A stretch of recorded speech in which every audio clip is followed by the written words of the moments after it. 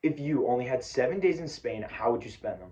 With so much amazing food, people, and culture, it is so easy to waste time. So I put together this itinerary for you guys. So the next time you go to Spain, you can hit the best cities, enjoy the best culture, and the best food all in one trip. But before we get into it, if you haven't seen my channel before, I'm trying to travel the world full time by creating this content. So if you enjoy this video, it would mean the world if you dropped a like, subscribed, and now let's get into it.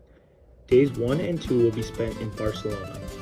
Barcelona has great food, culture, beaches, and city life all mixed in one. On your first day in Barcelona, I would keep it simple. You will probably be feeling some jet lag, so taking a walk around the city and doing some exploring will be a great first day.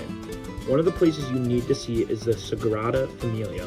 Fun fact about this building is that they've been working on it for almost 150 years and it's still not done. Then, I would recommend you find a local restaurant with traditional Spanish food and get yourself immersed on the first day. Then, on day 2, I would encourage you to go to the beach. Barcelona has many beaches on the coast, and it is a great, relaxing way to start off your trip. Then, head back to your hotel, grab some tapas for lunch, and then it's time to head off to your next city, Madrid. After Barcelona, days 3 and 4 will be spent in Madrid, and this is where the trip starts to feel a lot more fast-paced. Madrid is the capital of Spain, and you can definitely feel that energy as soon as you get there. It's bigger, busier, and a lot more going on. One of the first things you need to do is check out the Royal Palace of Madrid.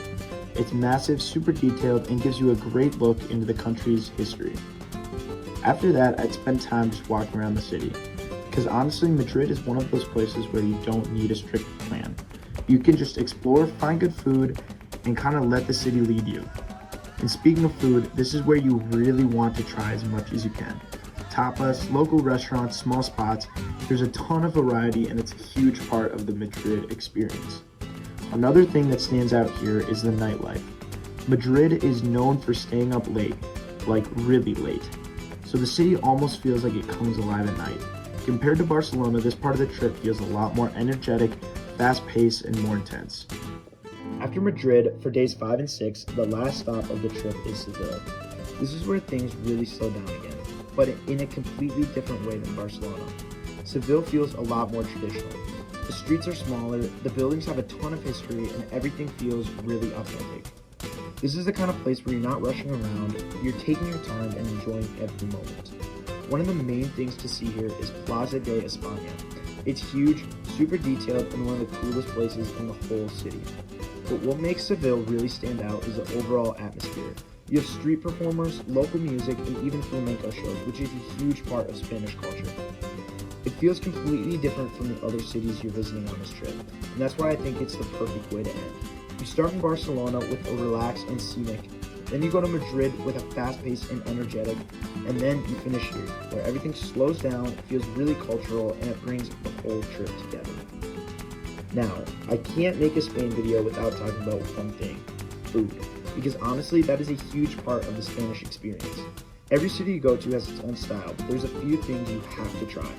First, tapas. These are small dishes that you can share, and the cool part is you can try a bunch of different things in one meal. Then there's paella, which is one of the most famous dishes in all of Spain. It's usually made with rice, seafood, or meat, and it's something you have to try at least once. Then there's something simple, like churros, especially with chocolate. It's one of those things that just hits every time.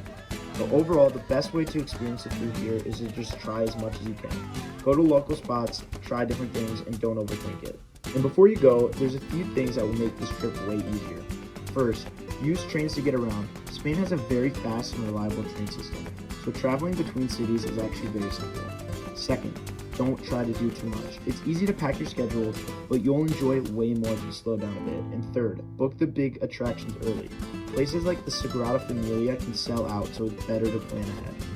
So with that, that is exactly how I would spend 7 days in the country of Spain. I think it gives you a perfect mix of everything. Slow, relaxed cities, big, busy cities, food, culture, and everything in between. So if you enjoyed this video and inspired you, or you just want to follow along for my journey, it would mean the world if you liked and subscribed, and I'll see you in the next one.